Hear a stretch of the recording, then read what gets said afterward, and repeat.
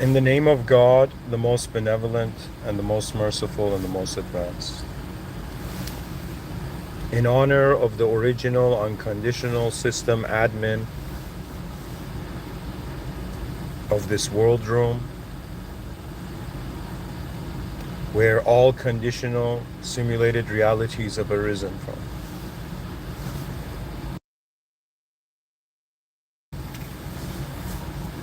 In the presence of the divine system administration of the moment. I wanted to speak about a very interesting idea, folks. I wanted to, I found parallels into explaining what I think is going on in the world, and I feel this metaphor I'm using, it is not only innovative, but it is, I think, very incredible metaphor of explaining the human experience and what's happening, especially currently in 2026. You know, the politics is escalating. Anyways,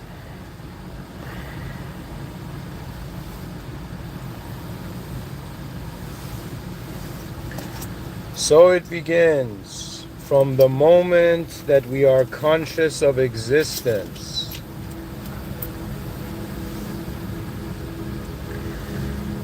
I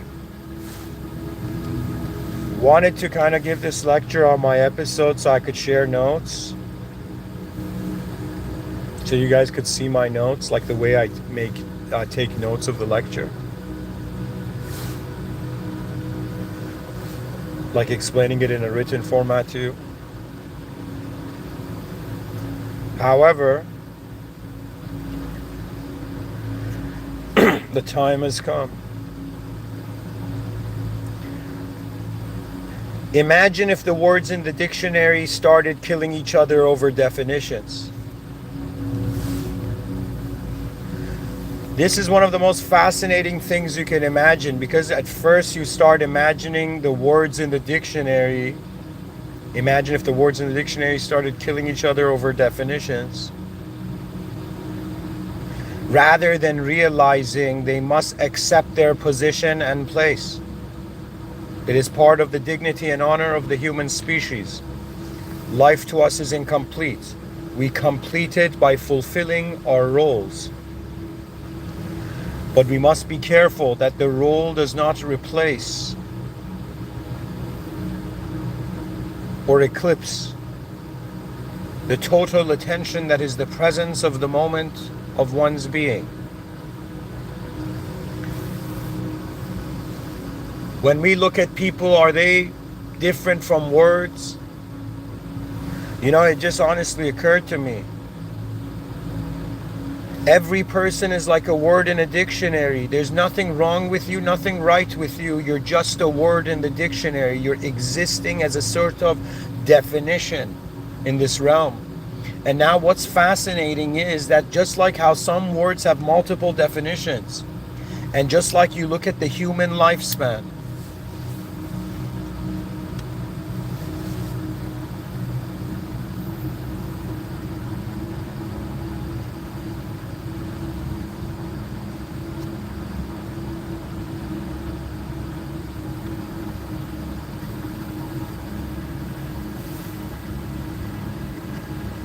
I am telling you, this is what we've gotten wrong this whole time. The judgment of all the letters in the all the words in the dictionary having the same definition. You know, it's not enough for people to just exist differently. They have to connect and become similar, co-create realities. Often it is said that if you're someone who's just living in your own reality, you will feel disconnected from the world. You will feel like you're in a different room. I have been a person like that. But when I was younger, you know, very young, after some point, it suddenly dawned on me that events in life how do I say it? It's like you don't just find intelligence in how you're intelligently experiencing life. Reality moves in ways that make you fathom different ways to your own being. This is how advanced we are. You know, we're not just see the difference between the words. So I'm trying to kind of like, okay, we when we want to talk about the divine, we use human analogies which don't suffice and is not correct. And when I'm now talking about human beings, I'm using the analogy of words in a dictionary. Now that relationship does not mean it's completely, you know, like it's going to do it justice in explaining the situation through this metaphor. But I think the biggest point, you know, guys, I'm a human being just like you on this planet. You know, I'm imperfect. There's so many things. You know, the way I look at life, there's a vastness of dimensional access. Do you know what that means? Is there's so many ways I can approach reality. Do you know? And the issue is that when you're young, you're conditioned to loop, and it's like certain behaviors are more comfortable than the others, so you just keep repeating that pattern. You know?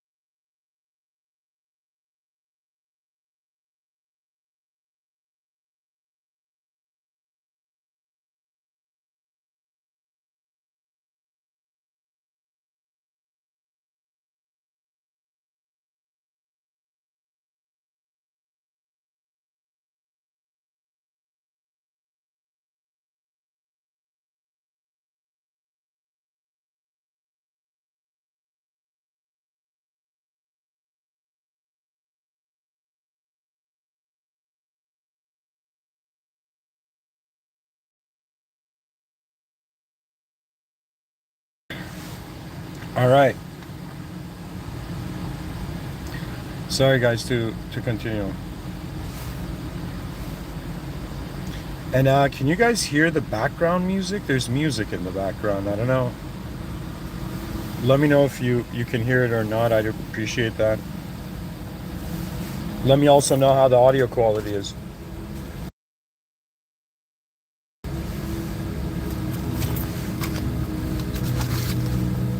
And if not, just drift it away into your next moment, I guess. I don't know. All right, folks. There's something very important in today's lecture. It's minus 20 degrees in Canada. You know, I'm in my car.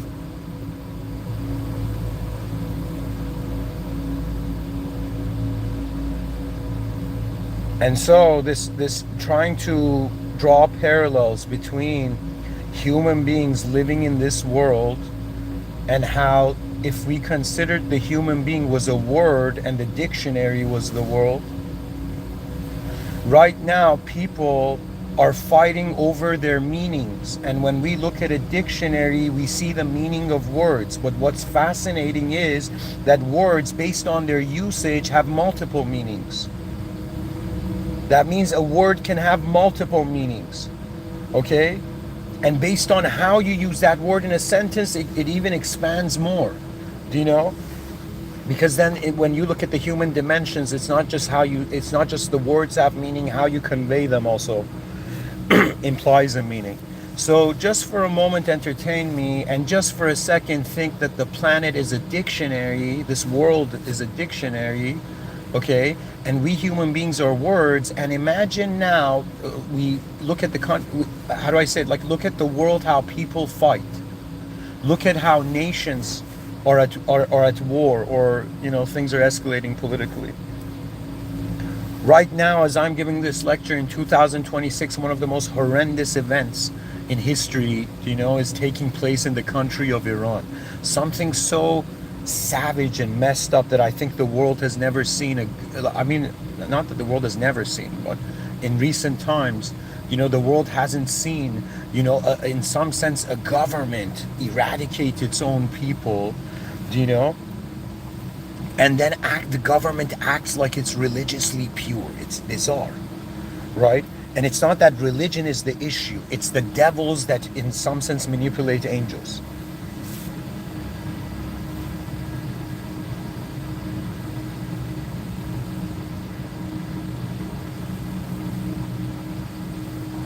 So what I'm trying to say is that there's intensity, there's conflict on this planet, okay? And the conflict is micro and it's macro. And if the conflict gets resolved on a micro level, it's a greater, how do I say it? You might be able to solve the macro, but sometimes you try on a micro level to solve a problem, and then you realize, no, the whole context has to change. Really, in life, guys, understanding reality consciously is not that complicated for the human experience, okay? Because everything that you consider knowledge is a concept positioned in it's a specific concept positioned in a specific context, but that specific context is positioned in a general context, and that general context is positioned in an unknown context. And if you look at what's going on, it's in some sense,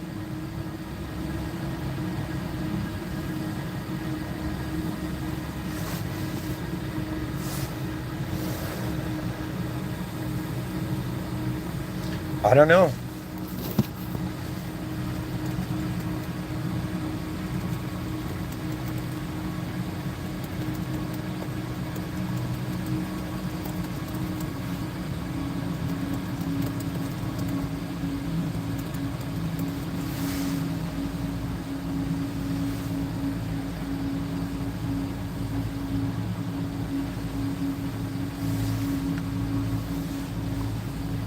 Good morning, guys. Welcome.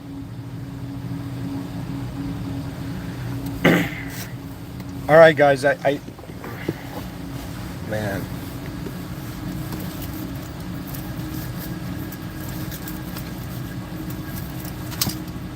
I didn't bring my notebook. All right, guys. Pretty much the idea I had, okay,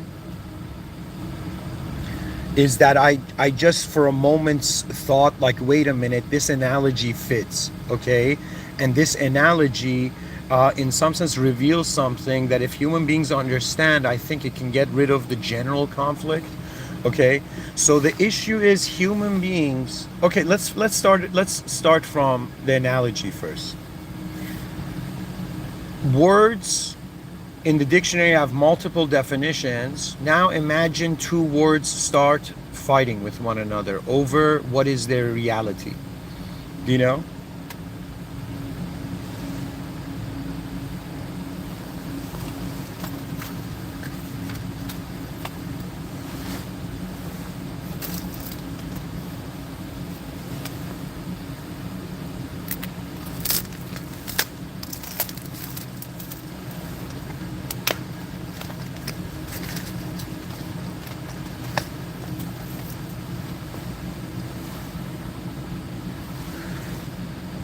Okay, someone in the chat section says, why did you time out me before? Guys, I do that because I'm a visual learner. I think visually. It's I mean, I don't know what to tell you, man, aside from I do that, okay? When something is impure, either the comment is just impure and disgusting. Some people kind of project, like, I don't know, their lower natures here, you know? Or I don't know, man, either something that you said that was maybe even, I don't know, disrespectful or something, I don't know. But usually it's based on what the person communicates. If it makes me feel disgusted, I immediately get rid of it, get rid of that comment, right? because if I keep seeing it, it's gonna make me feel disgusted, you know. But, anyways, guys, I don't know, you know. You know, if you were put in timeout, you know, that's probably like the point of a timeout is to just take time to think about your actions. Okay. you know, sometimes, you know, when someone's talking online, he has to tell random people, go to your room.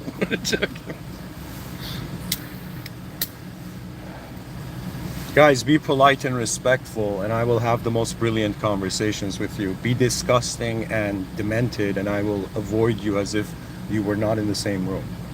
So keep that in mind. I am ushering the species towards its higher nature, you know? And it's funny because it depends on me, you know? If I was a more, let's say, person who was, how do I say it? It was so much easier to speak that, you know, let's say disgusting, you know, imagery, you know. I don't know how people do it. I think they don't experience in their inner realms. Do you know? I mean, for when I hear words, they translate into images in my inner realms. Okay, but for most people, I realize it doesn't. They just communicate. Do you know? And I think it's. I don't know how it is. Do you know? For me, you might not believe it. Somebody can come and explain whatever, and I visually see it. Do you know? But I'm also alert to redirect my attention if something's bothering me. I mean, that's natural. All right, guys, back to this, okay?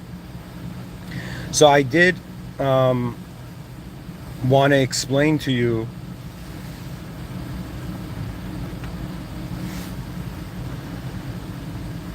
I wanted to make a sort of pros and cons list.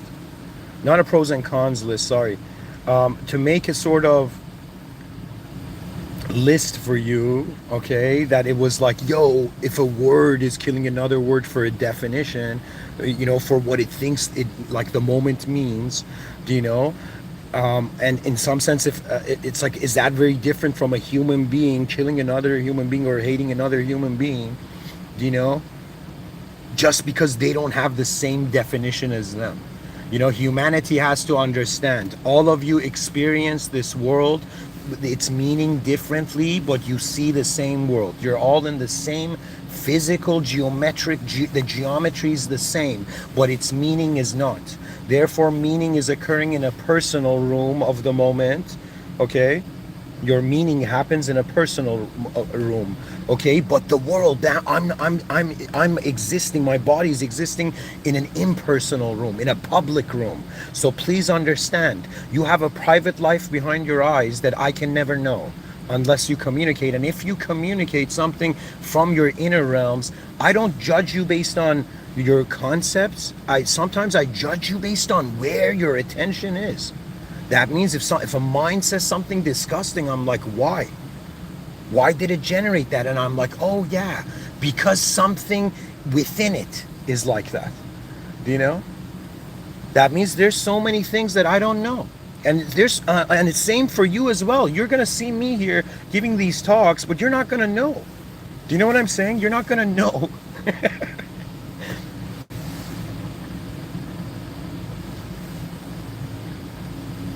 You're not going to know how I evaluate the meaning of the forms I see.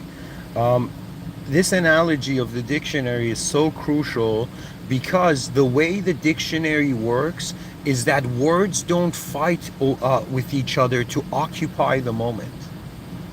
That means it's like all the words in the dictionary have their own position, have their own meaning. It's brilliant. It's like, to me, I'm like, wait a minute, yo, is it so different that I think that human existence, there is a dictionary of human existence. In my earlier talks, I got a vision that in the future, there's gonna come this giant library called the Library of Human Names, the Library of Names. Okay, and it's gonna be this giant library where every person's life, whether on social media, what they wrote, everything will be stored, you know, and our lives would be archived.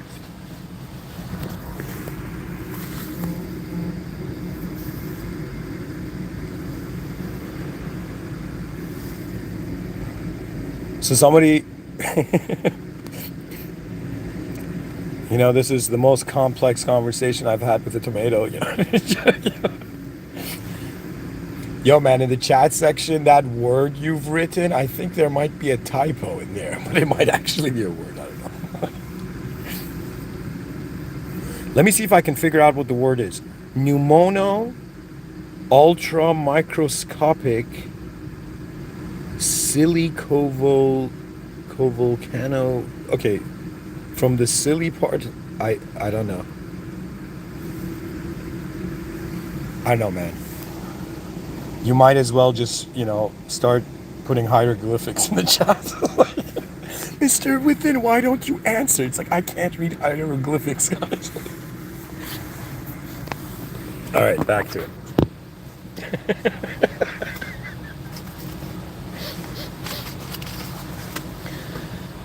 So, this list is very important. This idea is very important. My vision of it is a certain range. I pretty much started this lecture with this vision that, okay, man, all right, every person is not just a word with one definition. They can choose to be, but they can also that word can have multiple definitions, and that word, its significance changes based on how it's being used. Okay. So it's not just like, yo, you have a meaning. How you use your meaning to comprehend reality is also important, right? Now, I want you to imagine if the words in the dictionary actually started killing each other, okay, over which definition is correct, you would eventually see the words in the dictionary becoming less and less and less. So unless we create a sort of distance between human beings, and human beings understand that it doesn't matter, it doesn't matter if someone is better than you, somebody's worse than you. You got to just understand that there is nobody like you. You are a unique definition. Your DNA is like your advantage, or you'd be a clone. What else would the option be?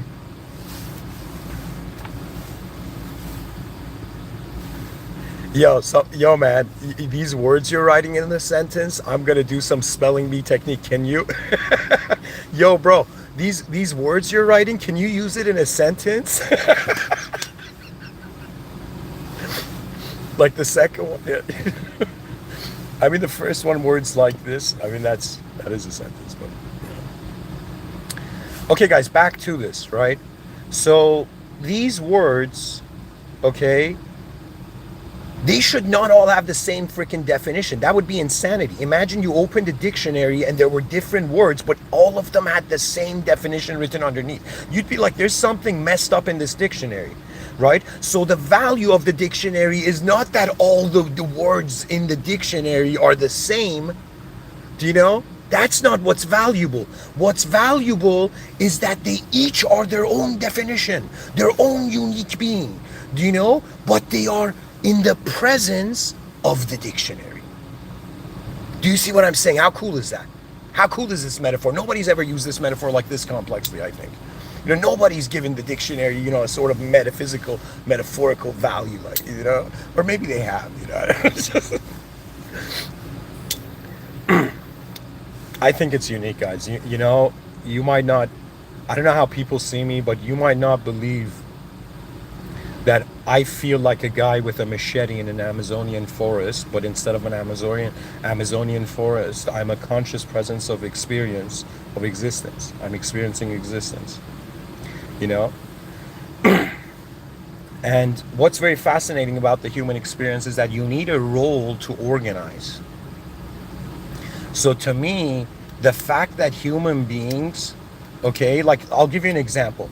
So by the consideration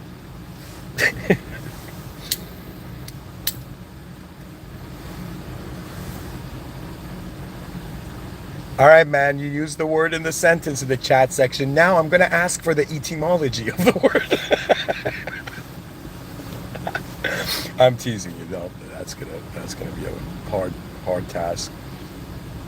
So guys, what I'm telling you is that I want you to imagine that every person that's born on this earth that has a unique DNA, before they are culturally programmed or conditioned, okay?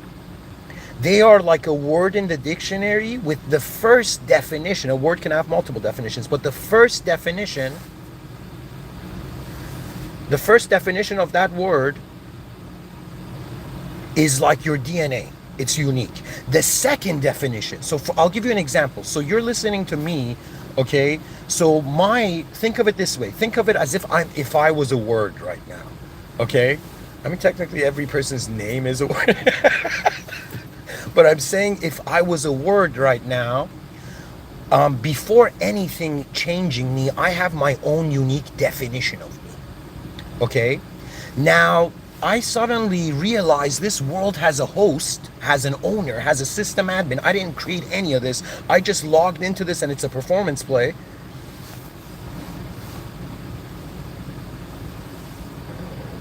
The second definition, I'll give you an example. Think of it this way. First definition, unique human with a unique DNA. Second definition, born in Iran. Third definition, for example, traveled to Canada. Immigrated to Canada.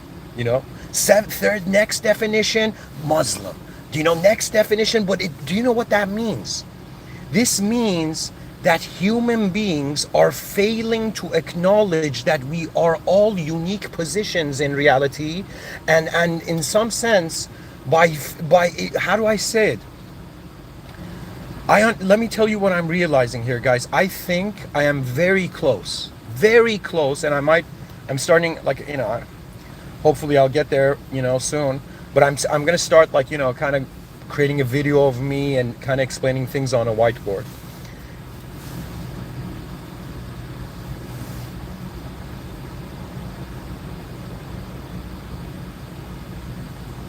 Hey man, the fact that these words exist are pretty impressive. I'm not gonna lie, that's interesting. And you're doing the greatest honor in sharing words that nobody knows, in a lecture that's talking about words. It's great. But anyways, guys, going back to this, so I'm pretty much saying, if the human being was a word in a dictionary when it's originally born, that's a unique definition. But then as it gets conditioned, it starts getting secondary, third, fourth definitions. Okay, and when you're like 30, you're not just you anymore. You're not just your inner child. You have memories of the original you, like the simpler you, the blank slate you, But there are new definitions added. Now, human beings are fighting over the maybe fourth layer definitions.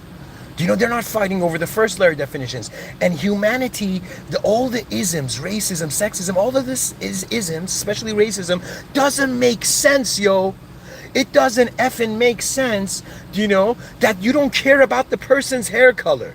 You don't see, for example, racism happening about hair. Do you know what I mean? But you see racism happening in regards to, for example, skin color. And now here's the hilarious thing. If you were to consider the actual color of the human being, it would be red. We're all red. There's more red within our being than I would say any other color. If the body's 70% liquid and you have blood, I mean, do you understand what I'm saying? We're all red on the inside, It's not like somebody's veins are a different color. It's not like, I mean, there are different blood types, but I'm saying and there was some dude who freaking drank pigment and all his veins started changing color, but that's like conditioned.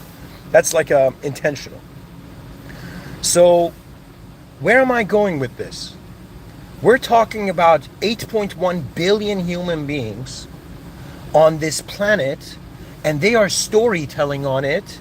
And the way they're storytelling on it does not have the complexity of acknowledging the context first. So most people have a conceptual experience, and through that conceptual experience, or let me say, they're limited to their inner realm's context, and then as they live in the outer realms, that context realigns, adjusts. I'll tell you something else fascinating I found. I found out this morning. I kind of just put the lines of thought together. I went out for a quick smoke, and it's minus 20, and even earlier it was minus 24. Okay, I don't know if you guys know this, but minus 6, your fingers freeze after a couple minutes.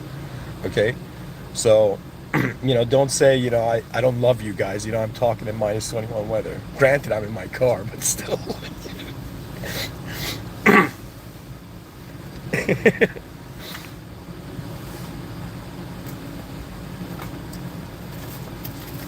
So, folks, there's a very important idea here.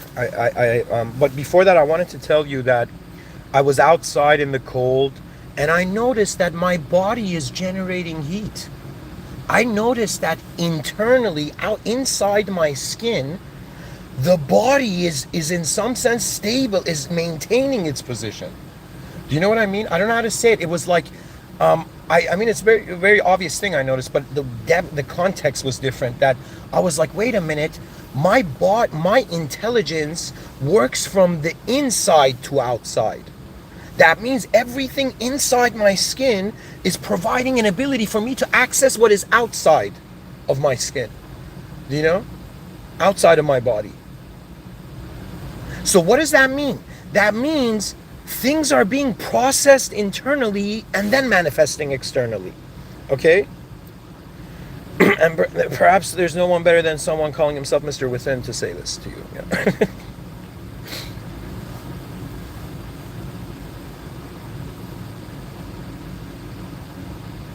So, think of it this way. The human experience, the meaning is generated from within you. The forms are accessed without you. And granted, there is this very interesting view that, of course, the body just renders the closest possible accurate vision it could get of the outer realms. Do you know what I mean? That means we don't have the full render. The rendering is not the original.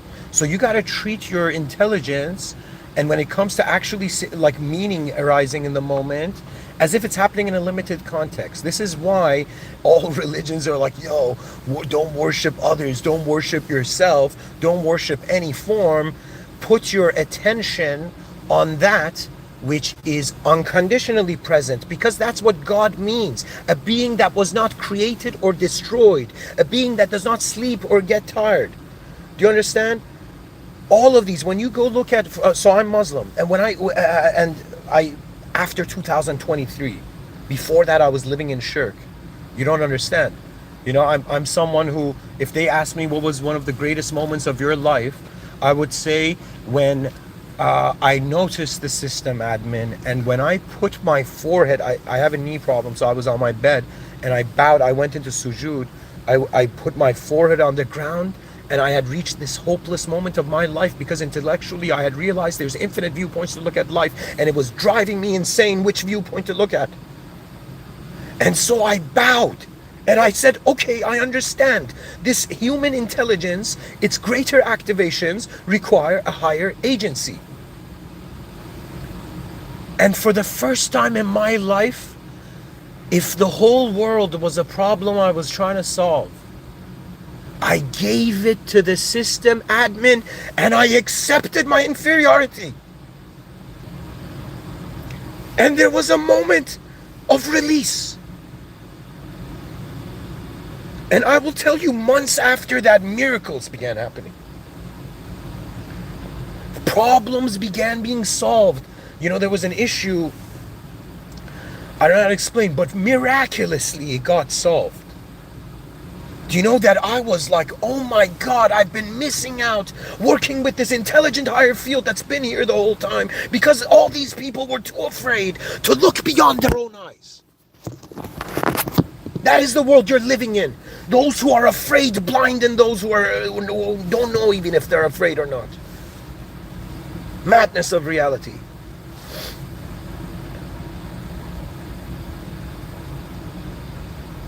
And guys, you should listen to this lecture, if you're reaching that point like that penguin. Okay, I don't know if people know, there was this famous penguin recently, and this penguin did something that we human beings as higher beings, just look at the metaphor. The penguin, okay, there was this, I don't know the exact thing, but it's like this famous penguin, okay, that behaved so differently, and it was showing that the penguin had a consciousness to step out of the cycle of nature. That means all these animals that we have been eating, they are waking up.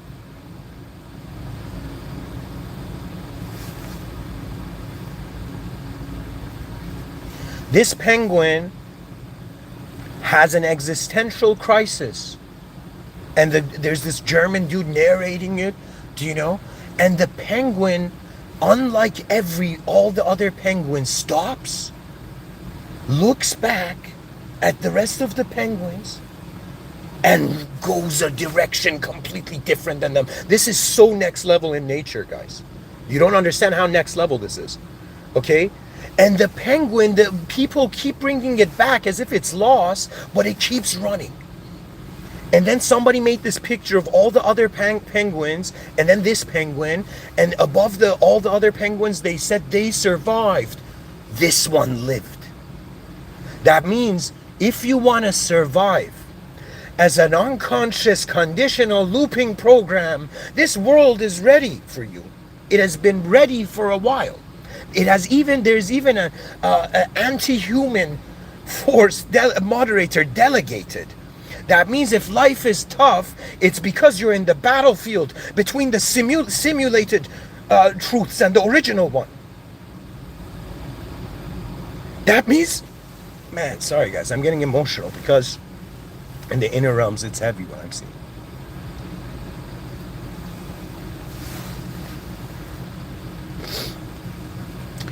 That penguin stepped out of the loop. All of you want to, like, you know, if you want to advance civilization, step out of the loop. You know what one of my greatest enemies has been? An enemy that I've learned to live with, and I have mastered fighting in certain moments. You know who that enemy is? It is my past. It is all the versions of me that did not see further than who I am now. Do you understand the value of you? That means, this is gonna sound bizarre, you know.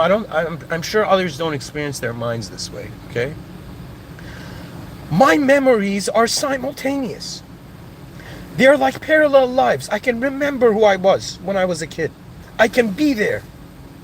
So it's as if I am this being that every version of me, every day I log in and I log out, that version of me is standing beside me. That means if I have lived around 12,400 something days on this planet, I legit feel there's 12,400 versions of me that are following behind me. And even who I am now will be the follower of who I will be tomorrow, and how far that sees. In other words, I have followers in the inner realms and outer realms. And I'm tasked with the greatest task. Follow only that unconditional, original singularity beyond the world room. Free yourself from the looping misery of mankind. But in some sense, you don't, excuse me, let me correct my words. Free yourself from the looping misery that in some sense breaks with a new awareness to a new reality. You know what's funny? We are dying all the time. We're living and dying all the time. Legit, after this moment, I will walk into a next moment. Oh my God, this moment died in the outer realms, but it still lives on in my inner realms as a memory. And guys, I will use the terms inner realm, Mr.Within's inner realm and outer realm as a, you know, I said this the first time I talked about this. I will use this until all of you understand it's a much better model than you thinking you're a body, a mind, and a soul. And yo, I can't put my mind on a table, you know, on the table for people to see. It's bad way of explaining what's going on. So, going back to that penguin and those words.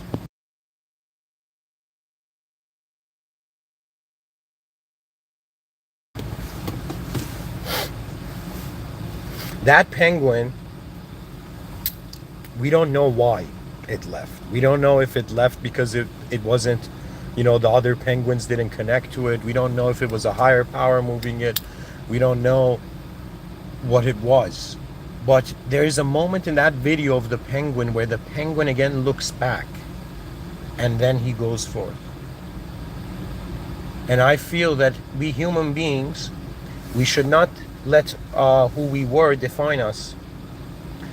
We should look back at it and walk towards the new self. Because if you try to be who you were before, and even let's say you try, and even though it's impossible, I think, but let's say you try to remain the same person you always were, not, excuse me, that's the wrong sentence.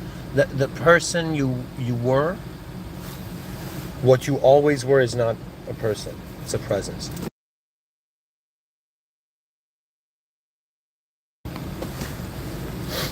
That penguin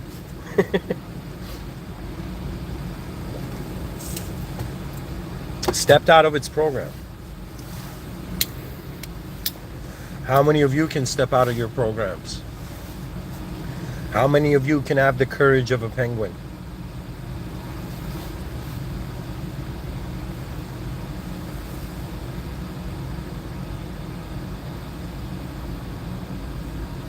Dear viewers, treat this lecture like a, branch on a tree, and you're like birds land on this branch and they fly to other branches. Feel free, If you listen to my talks and don't listen to them, don't think like my impression of you changes. I don't care.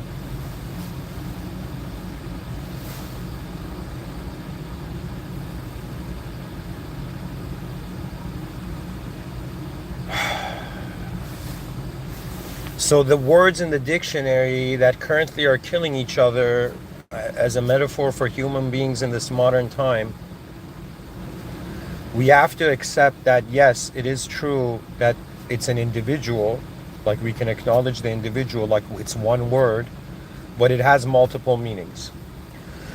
And the meanings of let's say the different definitions to the human being come through the rooms they're engaged in. So for example, think of it, these are like archetypes. So one definition of me is that I'm a man. One definition of me is that, I'm a son. One definition of me is that I'm a brother, One definition of me is that, I'm someone who talks a lot, So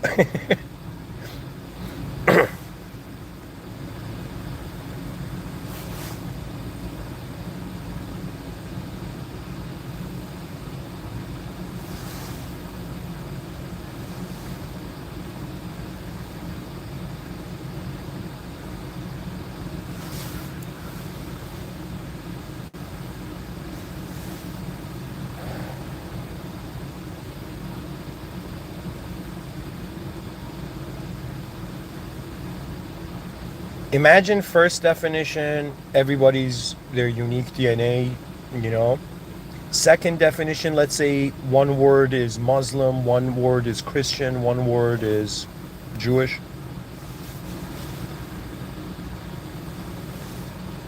One word is Hindu, one word is Shinto, I don't know. So, on the secondary level of definitions, these human beings cannot get along. So we got to understand your first, oh my God, this explains everything. What a genius. This might be the most incredible metaphor I have fathomed. This lecture might legit fulfill like one of my purposes of existing here, So I wish I had a notepad to show you. I can't, but try to visualize this, okay? You open a dictionary and you see your name.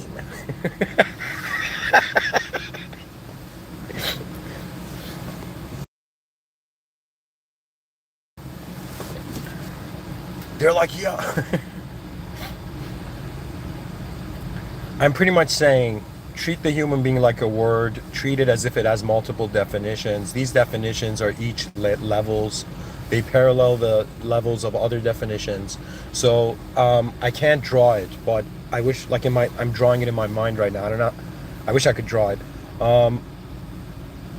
So what it looks like is I want you to imagine, okay, imagine first line, we write the word, okay? Second line, the definition is, first line, okay, I'll use myself. First, okay, first name, first line, my name is Amin Javan Ansari, okay? So that's my name. The meaning is, let's say first meaning, unique human born on earth with a unique DNA, okay?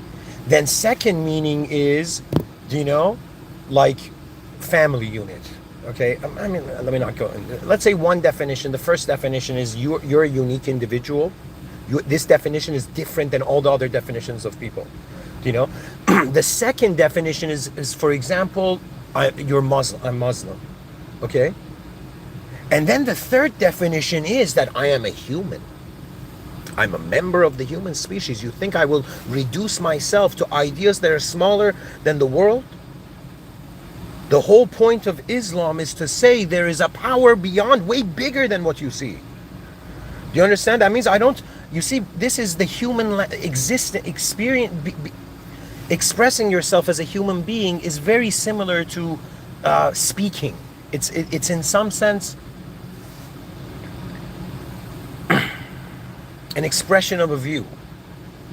I'm pretty much saying, like, sometimes you can see, like, you think you're like, yo man, I went and did things throughout the day, but you could see the whole day as a sort of, every moment was like a communication. Do you know? That means me moving my hand, we don't say like, yo, if you just move your hand, that's not speaking, you know, that's not communication. But I would say, yo, how do I say it? You can see it as a communication, okay? So I'm saying, if our first definition of every human being is unique DNA, second definition is their cultural program, we need to align on the third definition. I said something in earlier talks that, yo man, isn't it funny that the Muslim, the Christian, and the Jew, when they talk about religion, they fight. Okay, they want to destroy each other. But all three of them, if they were like car salesmen, you know, or like people working in a coffee shop, they don't mind, they don't care, they don't kill each other. Because they identify with the role and they keep their personal definitions aside. And of course, that's what the term professionalism means. If anybody who's worked, professionalism is you put your emotions aside. What is in front of you is more important than what is inside you. Do you know? But not you need to have an ethical boundary. Don't always have an ethical boundary, or something's going to change you within. You know, ethics is very important, guys. But ethics doesn't mean you have to bring the justice. Do you know?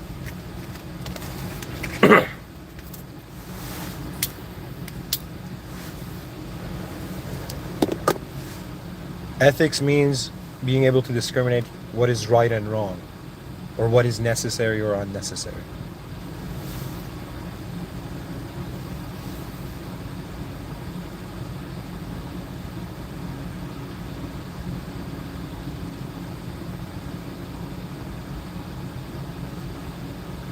So, if you identify with your first definition, which is your unique DNA, you're not going to have anything in common with anyone. If you identify, let's say, with your second definition, for example, your cultural identity, you're going to have access to a certain range of people. But if you identify, and this is my work, guys, this is the great work of Mr. Within, to try to tell, hey, human beings, you know, there is another level, there is a new definition, that before everything, we are members of the same species. That is one clear truth. It is one evident, clear truth, that before you are the meaning you see to the ideas you think you are a human. And the responsibility of the advanced humanity is to realize everybody is a simple human, but they get influenced to be something. And if they don't have a sort of filter, then consequences filterize the moment. You know, for me, let me say it this way, going back to the idea of roles, okay? If right now I identify with just me, okay, I have nothing in common with anyone. Okay, I think we all are like this deep down. What's within us? Okay, it's unique. It's not designed to be the same. It's designed to uniquely, in its own unique way, acknowledge similar things.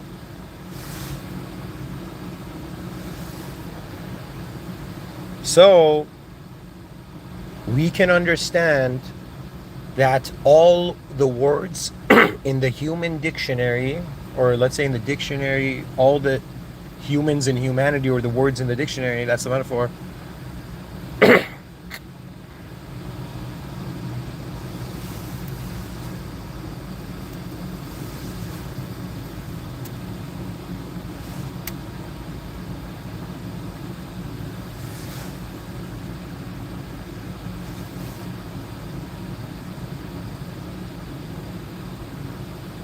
I mean, like, I think people have ways of grounding themselves. I tend to ground myself by considering, I'm a silly soul in an unknown world.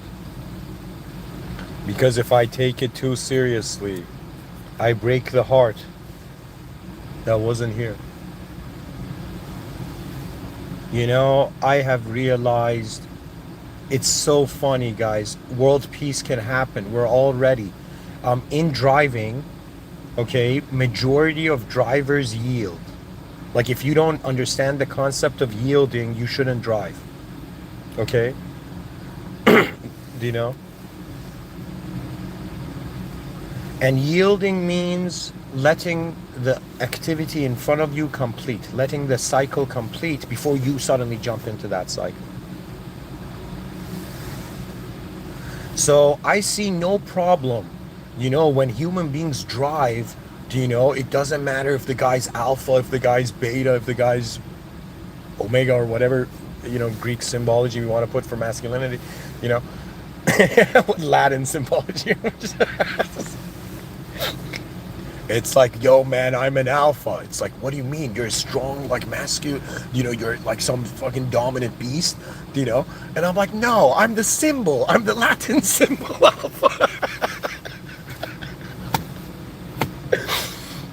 Guys, let me tell you who the real alphas are. You've seen them in your life if you've had parents. They are way more advanced than you, but they are merciful to you. The alphas, the most advanced beings on this planet, are merciful because they understand, for now in 2026, the human experience is specific. That means I'm a specific person right now giving a specific talk, and you're a specific person, specific in a specific way, listening, But we cannot have unity that way. Therefore, civilization must be designed in sectors of acknowledgement, internal sectors of acknowledgement. I guess the genius of what I'm communicating here is that there's a conflict. I can bypass that. So let me explain it. In religion, if you believe you're multiple people, that is an error. If you believe you're multiple beings, it is an error. Okay, in Islamic theology. And guys, anybody who plays, online games and stuff, I'm starting a gaming community. Hopefully. Even though I've been playing this game of life from the first day,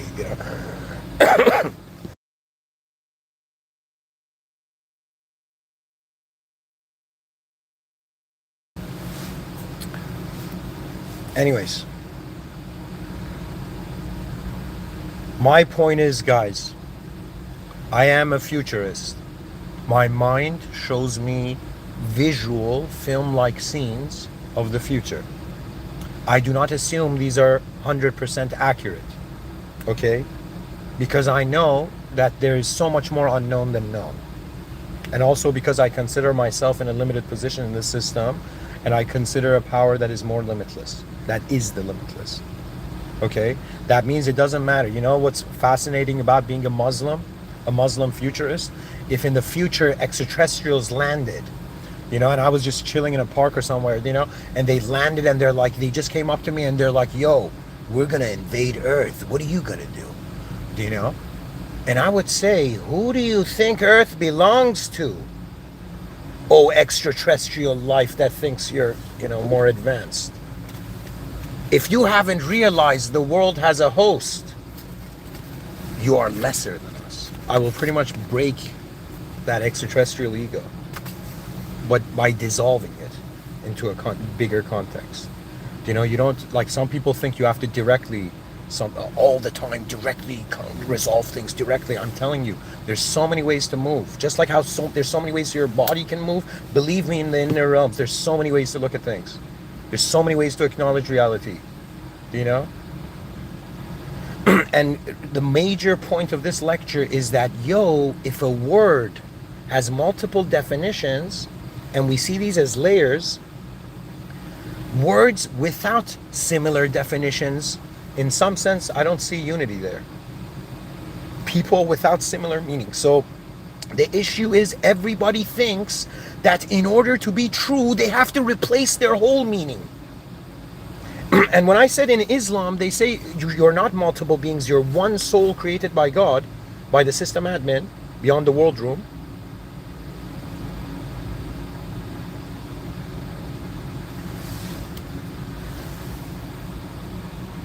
This doesn't conflict. That means what I'm saying is not shirk, folks. You know? It's one soul, one human, but the soul has different access. One life force, one position has access, one center of a circle has access to various angles of the greater circumference of the world the system admin has created. Okay? So first thing, understand that you're a human being with multiple definitions. One. Okay? Second thing, realize, okay, that some of your definitions, and usually the most immediate ones, are personal and private. And then, as new definitions add on as you live in this life, they become more public. The most public definition, humanity, members of the same species.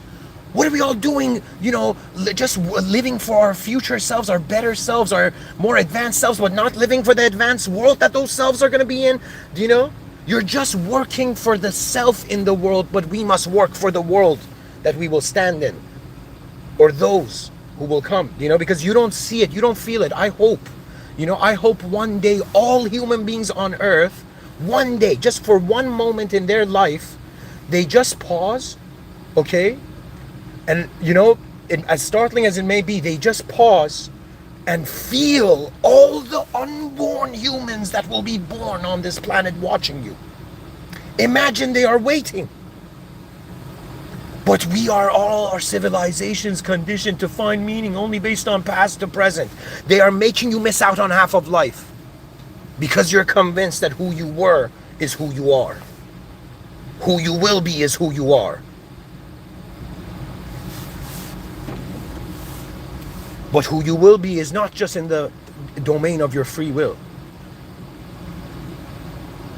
Free will doesn't mean you have the freedom. Free will means some being for free gave you will.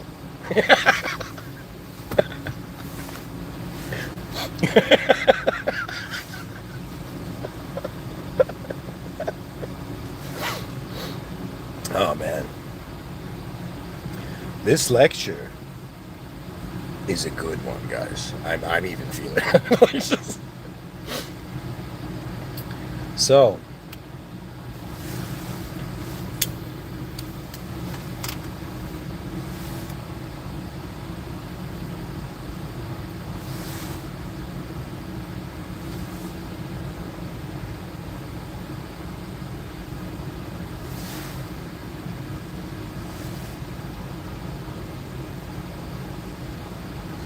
we need a new definition, a new role, so we don't kill each other on all the roles that are different from one another. So I guess this goes back to the United Species vision.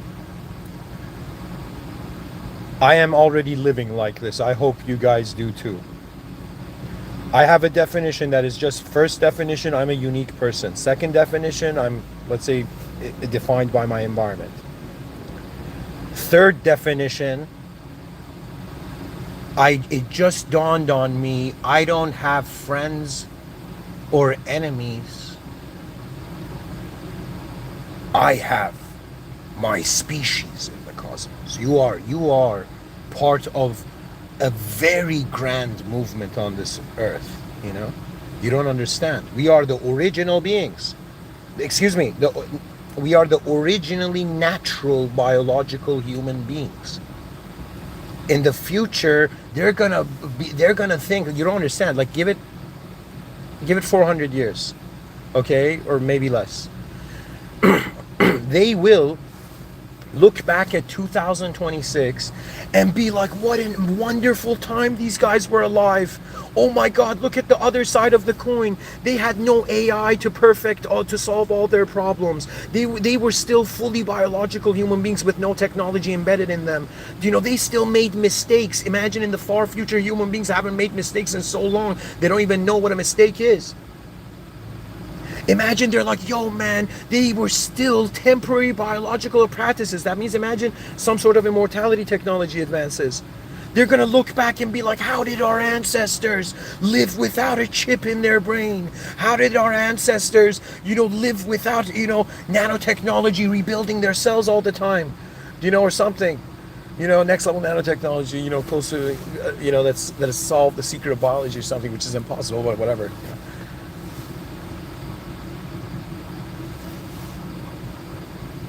Somebody in the chat section says we see aliens as aliens see us as aliens. Very correct. The definition of an alien is just anything that's alien to you. But I am telling you, in my science fiction, guys, prepare for that.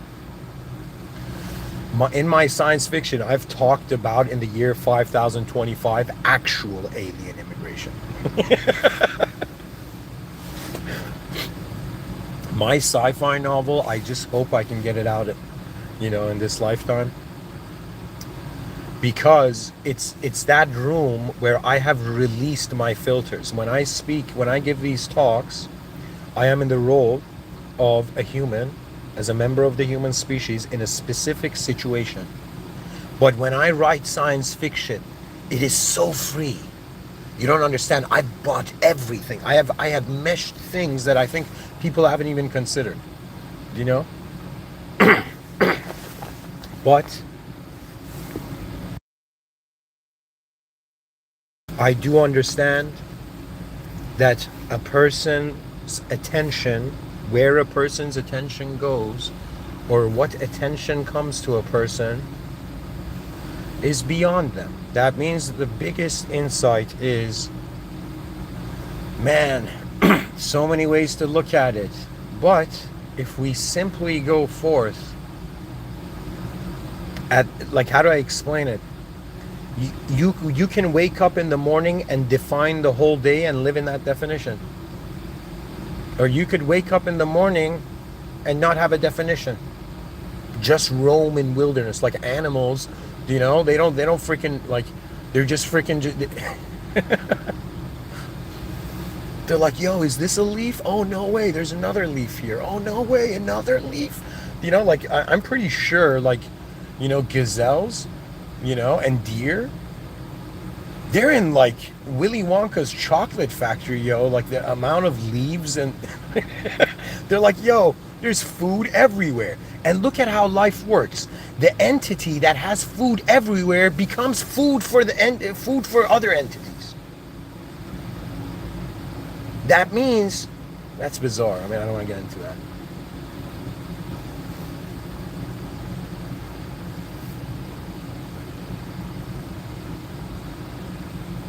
And guys, you don't know.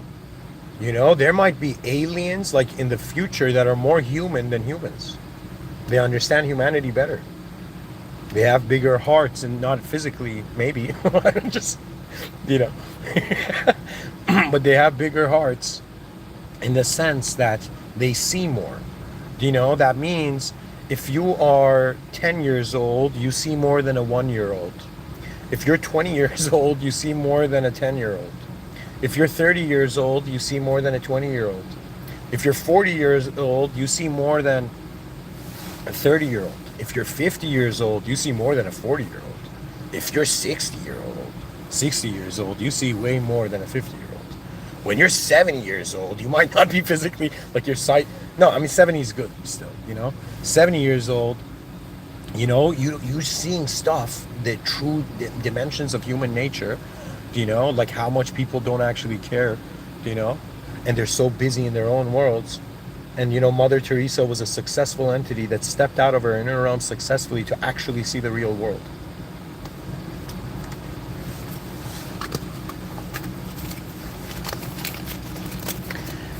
Anyways, if an 80-year-old person sees way more than a 70-year-old person, a 90-year-old person sees way more than an 80-year-old person, okay, let's say a 100-year-old person sees way more, just deep down knows as a being, It's like, buddy, I've been around 100 years. I've lived a century. Like, just, can you imagine? Like 100-year-olds talking to each other. Yo, man, how was this century, guys? We made it through. Just...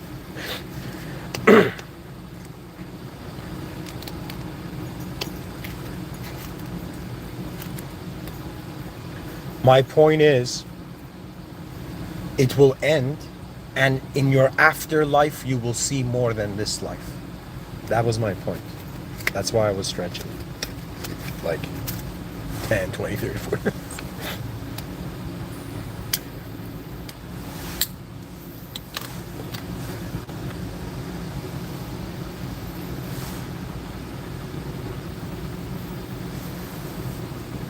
There was this quote, I don't remember who said it, but somebody said to be in the world and not of it. I would say differently. To be in the world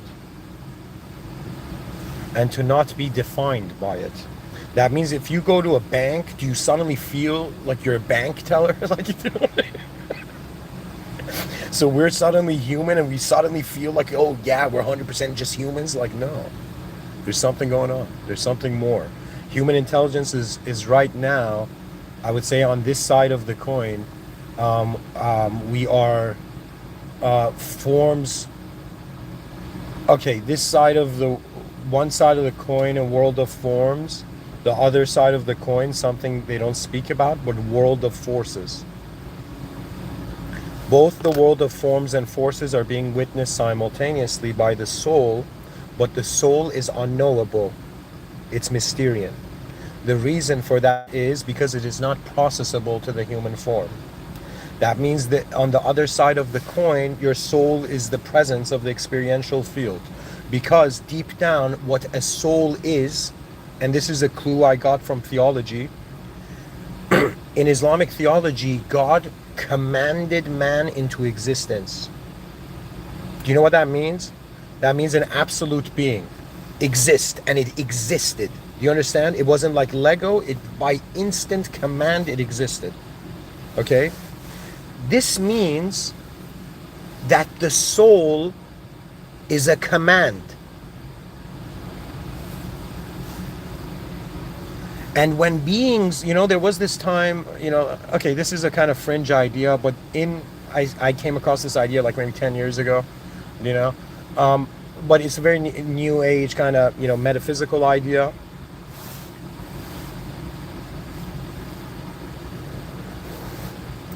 Or maybe, okay, maybe I should. Anyways, forget that. Let me move on.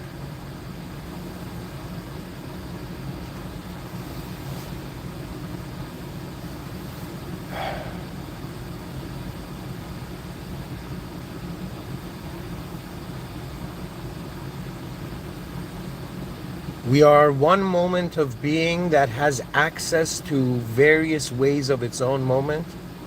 When I wake up, like right now I'm existing, I treat my whole moment of awareness, like this growing sphere of awareness, as,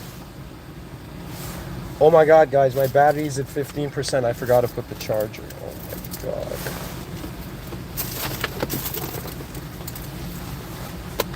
Okay, but I've talked an hour, so I guess it's a sign. My phone just said 15% battery. Okay.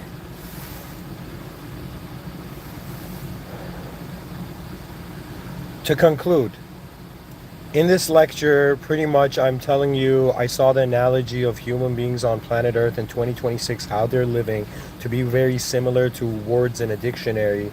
The words in the dictionary, they have a unique definition, but they have multiple definitions. Now I'm saying, okay, if we kind of saw the human being as a word in a dictionary, its first definition is its unique DNA, is itself, okay? Its second definition is its cultural self, and then its third definition is that you are a member of the human species. You have the rights of the human species, but that does not mean you have the right to hurt the human species or to bring forth unnecessary distractions. Because you know what the biggest thing about evil is, what the most evil thing about evil is? In that time where evil was happening, something good could have happened. Something necessary could have happened rather than something unnecessary.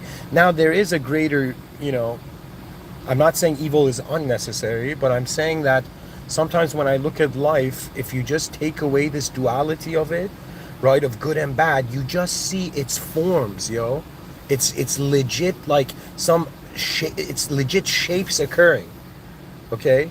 And if you look at reality that way, you will be fascinated how many ways the moment can mean different things.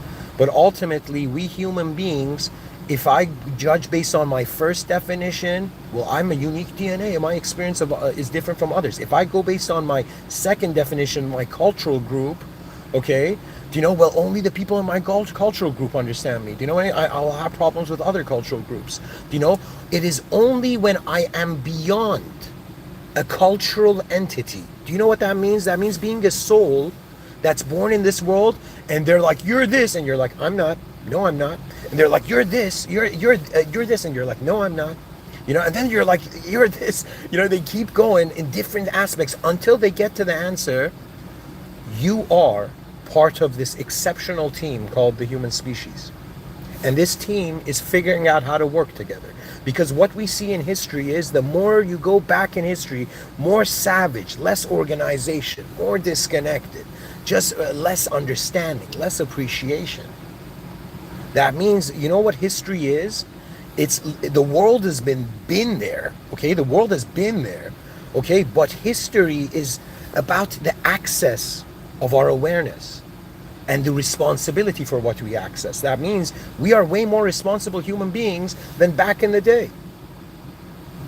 Back in the day, they didn't have doctors, We human beings go to doctors for checkups. We are responsible in a greater way because we have a greater awareness. Back then, they were savage. You think like people are like, yo, man, I want to travel back, and go back and, see someone, from the far past. You think that person has the same emotional understanding as you. You start talking to them, they will see you as an alien, and they will, usually what happens is human beings have this pattern of what they fear, they destroy because they don't know what it is. And that's why you see rudeness all over the planet. People, in some sense, attack what they fear. But that fear is personal. You fear, your many fears go away when you understand them. An example is like Elon Musk. The dude was afraid of, the dark when he was a kid. Imagine if it was like in his 30s. That'd be crazy. He was probably afraid of the darkness of meaning. But Elon Musk as a kid, he was afraid of the light. He read something in an encyclopedia that it's photons.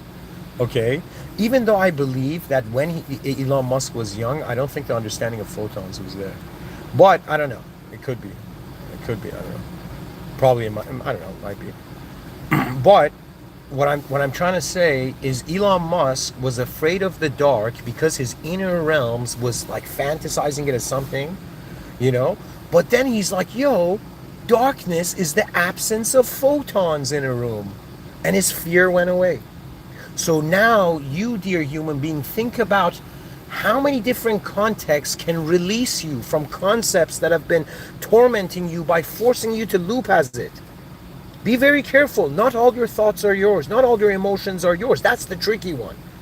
Many people, they're like, yeah, okay, I can understand how, like, I was culturally conditioned by language and my environment, and but emotional invasion is heavy.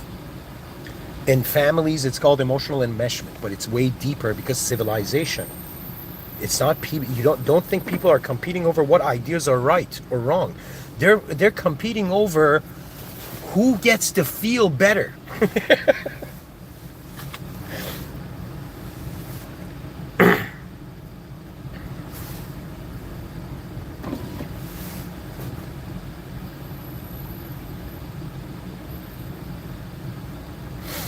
Anyways, folks, I'm gonna say this.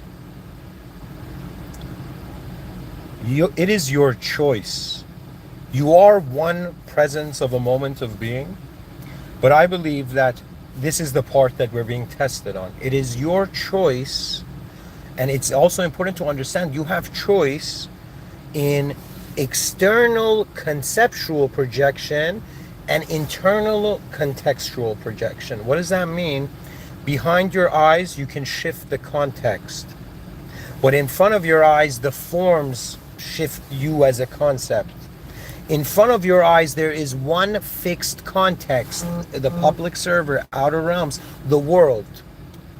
Behind your eyes, many contexts, because the brain formulates itself, positions itself as a concept, but it also is hungry. When I look at my body, it needs food, right? Like even though I've been fasting the last 2 days, but it needs food. Okay? In the same way, ask yourself, what does your life force need? It's not food, it's clarity.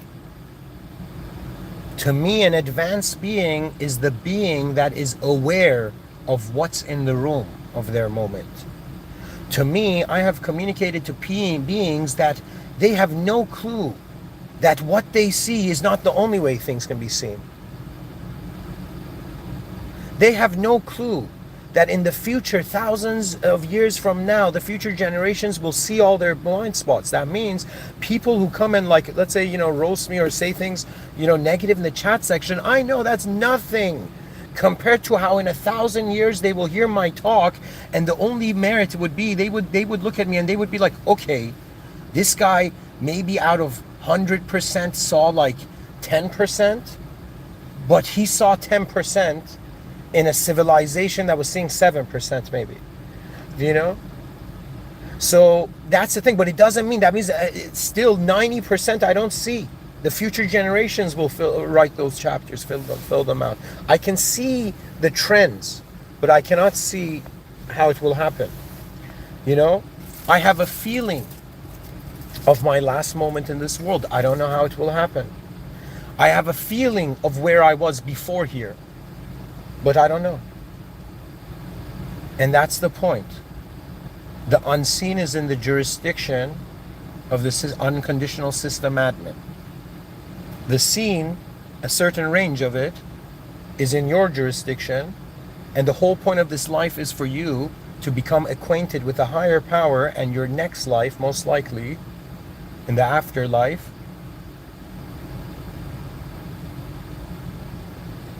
you will be in alignment. So think of it this way. You're in that training room right now where the intelligence of the room is telling you, yo, there is I shouldn't humanize it, but there is a CEO to this company called existence. All human beings are employees, and they can try to be mods, but they can't. They can try to be managers, but they can't. In this room, from this room's view. And there are managers, but the managers are not where the employees are. They're not, they can see the employees. Think of it this way. Just how I see it, we are users, there's mods, moderators, and there's managers. There's the system admin. The system admin is an uncreated being. The uncreated sees way more than the created.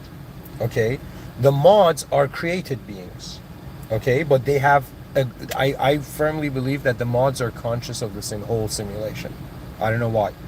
That means it doesn't matter if it's like angels, archangels, or if it's shaitan, you know, as these moderators are aware of the system admin, but they are not the system admin. And shaitan is that moderator who's trying to make every user believe that it's the system admin. Okay? The moderator, shaitan, this anti-human force,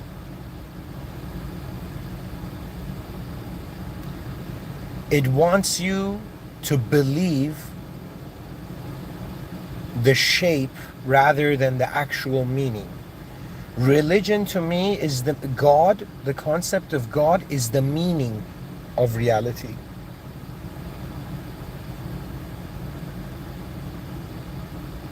It is that power that starts the cycle and completes it. You, in that bell curve of that cycle,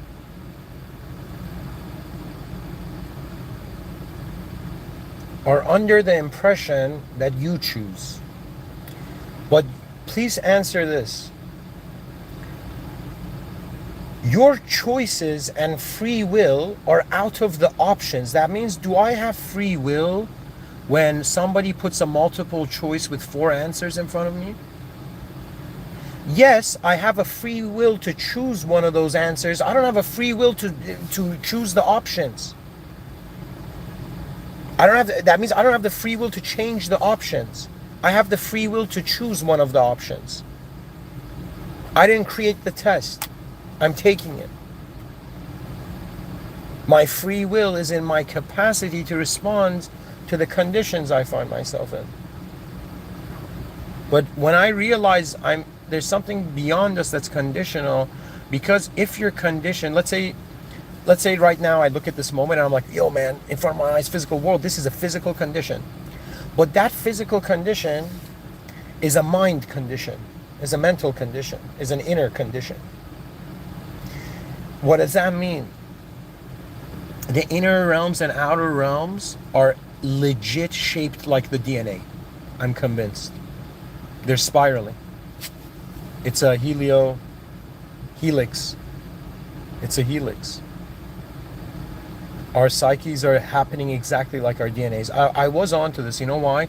Because in some earlier talks, when I was talking about redesigning an advanced civilization from the beginning, I made the point that it should be designed with the human body's consideration. That means if a human being learns the human body,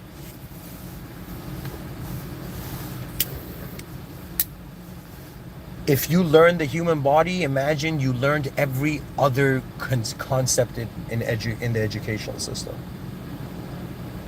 To me, you might not believe it, but I believe that children in primary school should, by the time they finish primary school, should have probably university level awareness of the medical field.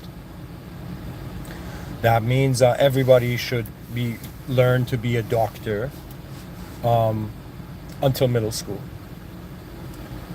Middle school, you learn to be an engineer.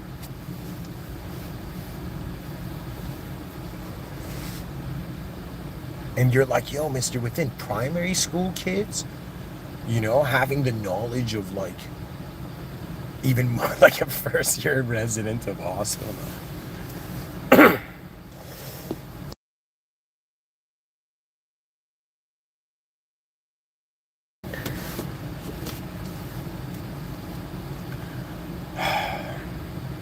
To live for the greatness of reality.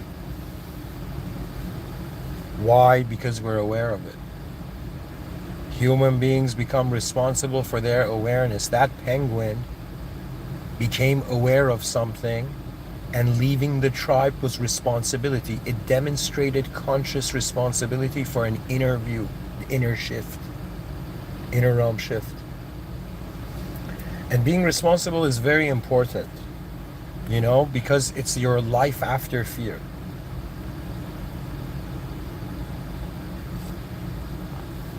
And to me, The Islamic approach is very nice. It says it is haram to fear the created. You must fear the creator, which is another way of saying it's meaningless to fear a simulation. The original power. That means imagine one day you realize there's a power in this, beyond this whole world, or in this world, or through this world, that has been living as you, and your consciousness is the tip of the iceberg access to it. And faith is the realization that from one side of the coin, what is 8 billion humans, 8.1 billion humans on a rock, in this place, is actually the presence of a field. Do you know what that means? That means my intelligence is the presence of a field. What the intelligence moves or forms is, my body is the form. In other words, my mind, or I shouldn't say mind, my inner realms are broadcasted from a field. All our inner realms are broadcasted from a divine field. When we become conscious of that divine field, it becomes the divine cognitive field.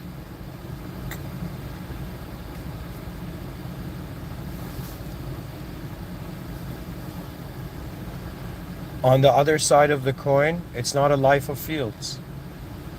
And in Islam, there's a pointer to this.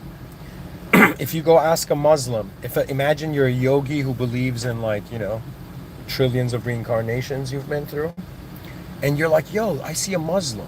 And you go to that Muslim and you say, hey man, in my past life, I was like millions of famous people, what about you? Did you have a past life? The Muslim will say, contrary to popular belief, I don't have a last life.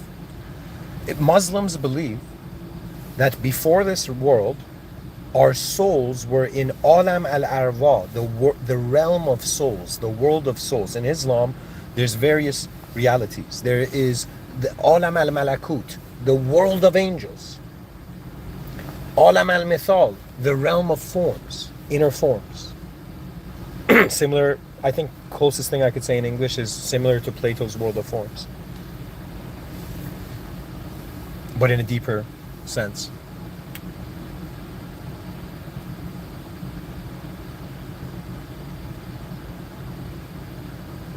So before, as a Muslim, this is the view. Before you were born on earth, or you entered the womb, I think it's a couple weeks or something. I don't know exactly the date when the soul enters the body, according to Islamic view, through the Islamic context. But before this, all beings before being born as humans were present as souls in Alam al-Arwa, and like a militaristic sense, they had a hierarchy of ranking systems. Souls of the same rank in this world, they get along. Souls that are different in rank, you can try anything and try to put them together. They can't. So you must think of it this way, that it is not all the same it's not all the same life force. And let me tell you something way more profound. If all souls had a different rank, had different ranks in Alam al-Arwa, in the world of souls,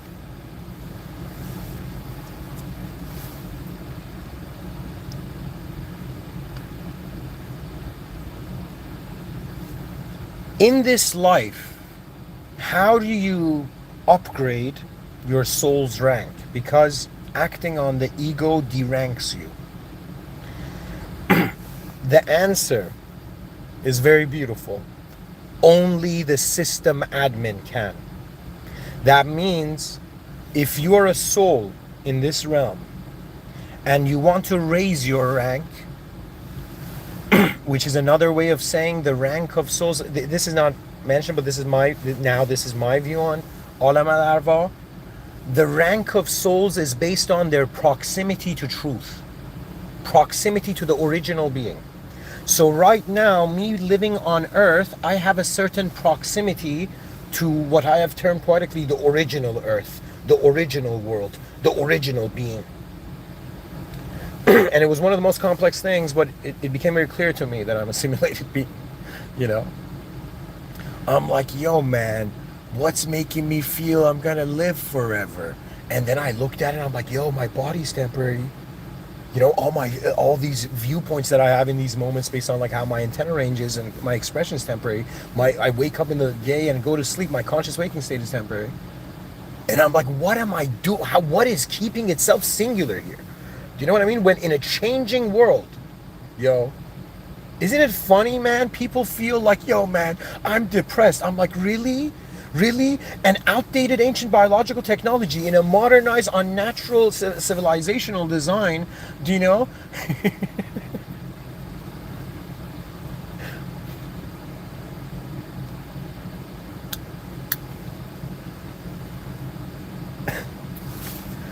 Ooh. Honestly, guys, the whole point of it is that that higher power ranks you up, okay? And I have chosen to start my greatest pilgrimage. I've been to Mecca when I was like 14, I think. And now my pilgrimage towards the original state begins, but it has always begun, you know, because what I realized is that everybody is fearing a process that's something like there was an original state, now there's a simulated state, the simulated state returns to the original state.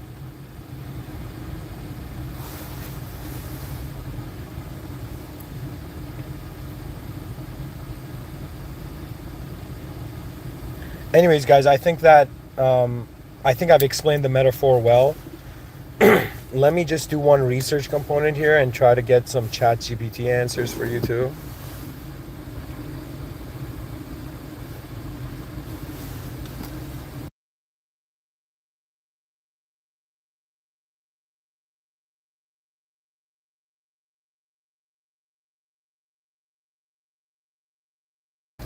Okay. So guys, just to add a research component, I pretty much asked AI like if human beings were like in the place of words, and I copy pasted like my title there. And I'm asking it to kind of make a list of like excuse me.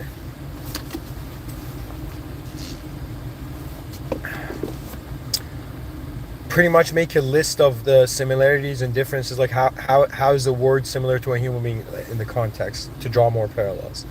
So this is what AI says.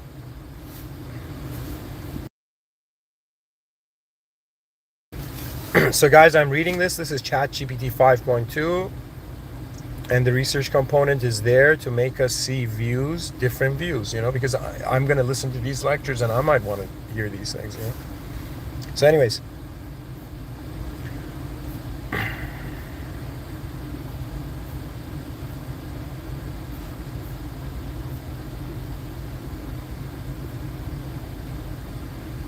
okay, wow. All right, guys. So AI says, imagine a dictionary where words suddenly became conscious. At first, nothing changes. Words still sit quietly on the page, defined by their meanings and relationships to other words. Freedom in quotation is explained using in quotation choice. Wow. Oh my God, I forgot this. All of our definitions are based on each other too. All the definitions in the English language, all the words are being used to explain each other's words. In the same way, human beings need to communicate to each other to be able to explain each other or understand each other's explanations better. You know? That means you might not believe it. Perhaps sometimes someone that is not you maybe can explain you in a really awesome way, you know? In the same sense that we use different words to give an explanation to another word, right? Anyways, I'm gonna keep reading. Freedom in quotations is explained using choice. Justice in quotations leans on, in quotations, fairness. Truth in quotations references, in quotation, reality. Everything works because no word exists alone. Each word only makes sense because other words exist around it. Therefore, guys, very true. We human beings, our personalities have meaning because there's others to see our personality. If I was like talking and there was nobody listening, do you know what I mean? Where I've been there. Anyways, I'll keep reading. Everything works because no word exists alone. Each word only makes sense because other words exist around it. Now imagine something breaks. One word, let's say justice. The word justice decides its definition is the only correct one. It refuses nuance. It stops allowing context. It stops allowing evolution. Anyone who uses justice differently is now, in quotations, wrong. Another word, freedom, the word freedom objects to the word justice. It says, in quotations, your definition restricts mine. Then the word security joins in and says, the word security joins in and says, your freedom endangers my meaning. Soon the word truth fractures into my truth and your truth. What started as definitions becomes identity. Words stop asking, what do you mean? They start asking, who are you against? Soon these words aren't clarifying each other anymore. They're attacking each other. Synonyms become enemies. Antonyms become threats. Context becomes treason. And eventually the dictionary becomes a battlefield. Pages torn, meanings erased, entire sections burned, all over definitions. Not because the words were evil, but because they forgot what they were. That means people forget what they are. We are different from one another. Yet, we can opt into our commonality. Every unknown life force moving as a human life form on this planet, you are rare. You are rarer than the treasures, than all the manifest treasures combined. That means anybody on this earth, you know, I lived as a very shy, introverted, kind of a little bit antisocial person in my youth, you know. Not antisocial because I didn't like people. I didn't like myself, so I couldn't be around people because I couldn't connect. I couldn't be myself. But I am telling you, all the souls around you, doesn't matter their age, doesn't matter what it is, they are the rarest things in your life. They are the most advanced technology. And as someone who somehow, the way life brought me forth, because I accessed the world of forms, Plato's world of forms, when I was young, do you know? I did not feel the need to go and engage outside of myself, because there was nothing. I felt there was nothing. I don't know how to say it. I felt like nothing. And when you feel nothing for a while, then when you go into moments, it's easier to be nothing than something. You know, and that leads to a process of introversion in itself. But what you realize is that how dare you deny you? How dare your nafs, your ego, the idea of you, deny you, you're the real you, your greater life? Do you know? That means sometimes it's important to realize what eclipses truth is sometimes the things closest to us.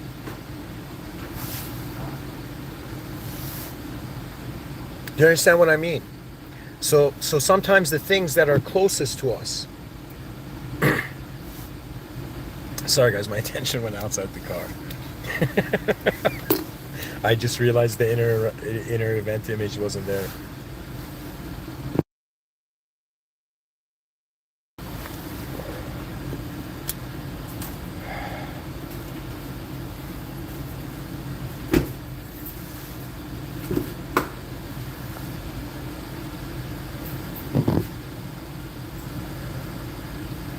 So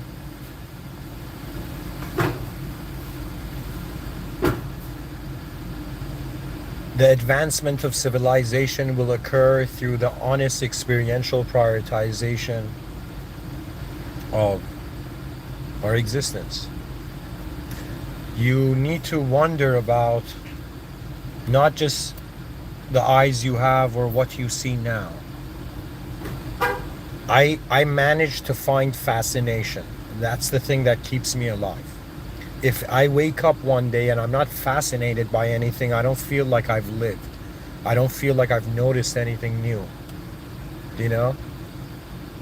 And even you could be the most shy and introverted person, but before you sleep, when you wake up, you gotta, some effort has to leave you. You know, there has to be an effort towards something, or the day will feel that void.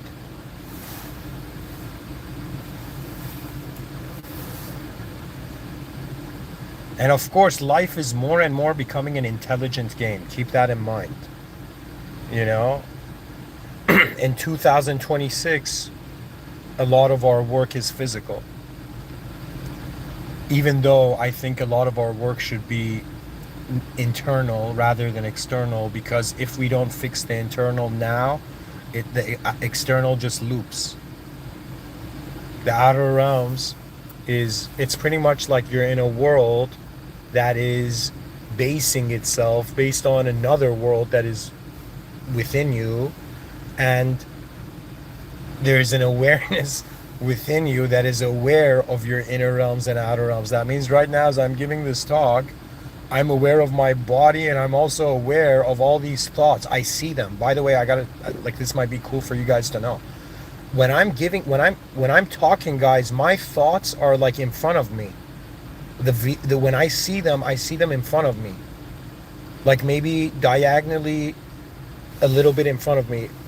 I don't know how to say it. It's like, so when I tell you, like, all these sentences I'm saying, it's like I'm standing in front of not a screen. It's like I'm in the scene, but in my inner realms. But that's what I'm telling you. I'm seeing it external to me. That means it's so funny. It's like my mind is external. It's like there's a space between my mind and body. Okay, or think of it this way. My body's like, what's my meaning? And the mind's like, I'm your meaning. And the mind then is like, wait a minute, what's the meaning beyond me? And then that's when your soul's, then that's when you start living more as a soul, you know? And a good example would be Keanu Reeves. He doesn't live with his ego. He doesn't live prioritizing his ego. He's understood that it's a system and it's a presence. That means you guys are all living, excuse me, I should say differently. Everybody is conditioned to kind of live in a situationship of a moment. But I'm telling you, when you look at life as presence, then the force doesn't have to be humanized. That means sometimes the right action is not, you gotta like analyze or, you know, match the moment, you know, to like match an idea to a moment. It's not that. It's sometimes the moment already knows how to be present. And you might not believe it. It's not just like, you know, to me these talks are just normal, you know, but others might have some value, greater value to others, right? But I'm telling you, it's all rhythm. It's like, it's not that I know how to say these things. It's that the presence is these things, you know, is the moment. You know, it's like our knowing is not our knowing in the moment is not limited to our inner realms interpretation of the moment only. When you realize you are a presence that is aware of the objects and subjects, you will realize that is a similar relationship that God has with its creation. So the mods are like the subjects of reality. humans are like the objects, the beings, physical. We're like the objects of reality. And God, even though cannot be humanized and conditionalized, is like the mind. Excuse me, is like the awareness to the objects and subjects at the same time. The object is created, the subject is created. The user is created, the mods are created. The system admin is uncreated. The awareness to the objects and subjects as your presence is uncreated. In other words, an unconditional life force, an unconditional power, is experiencing a condition to realize the actual unconditional power. And anyways, folks, this is all I've got for you. I feel like I've reached the end of the talk. Thank you for listening. This metaphor was fascinating to me. I'm gonna probably give way more talks on this, because it solves the problem of human beings can't get along if they identify with their first order definitions or second order definitions, which are unique. But if they identify as their presence, if you pay attention, why are people drawn to like notions of the soul? Because it's an sort of a response to what is going on, what is present,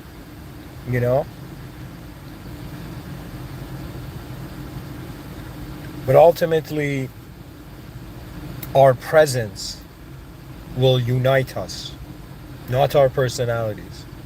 So if we can understand that the human presence on earth is more important than how every person dresses up the other person in whatever way they like and judges them,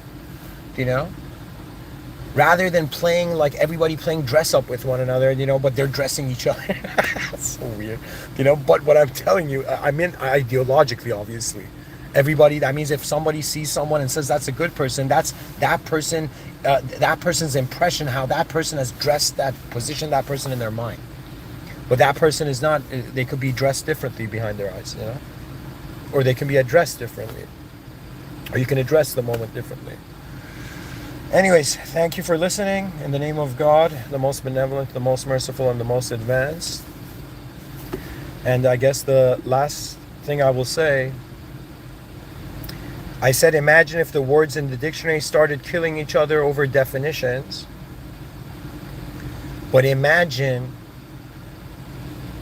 if the words accepted each other and then they could use each other. That means, I'll give you an example.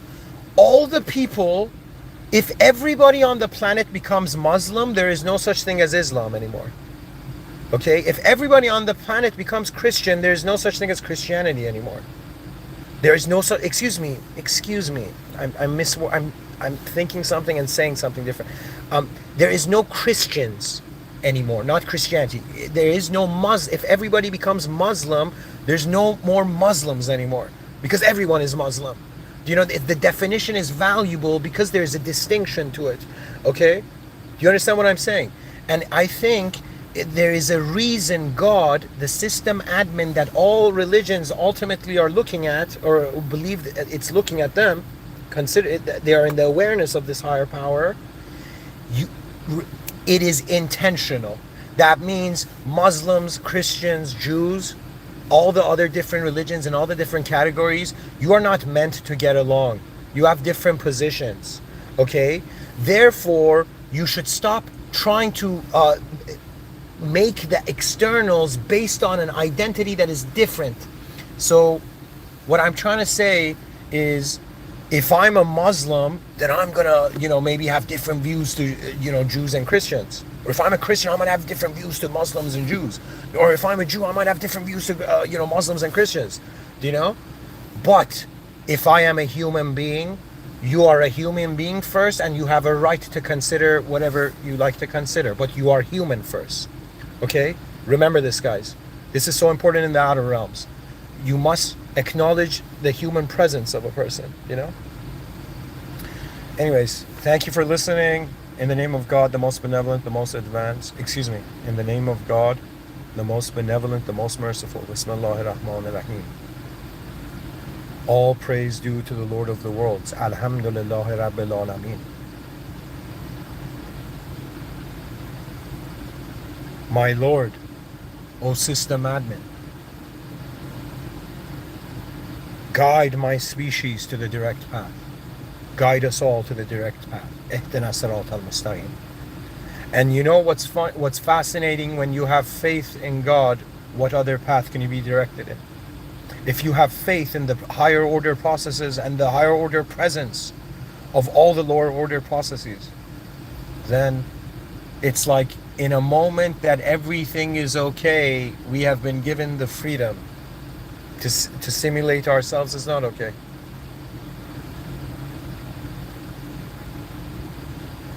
I'll end it here. Thank you for listening. Have a great day.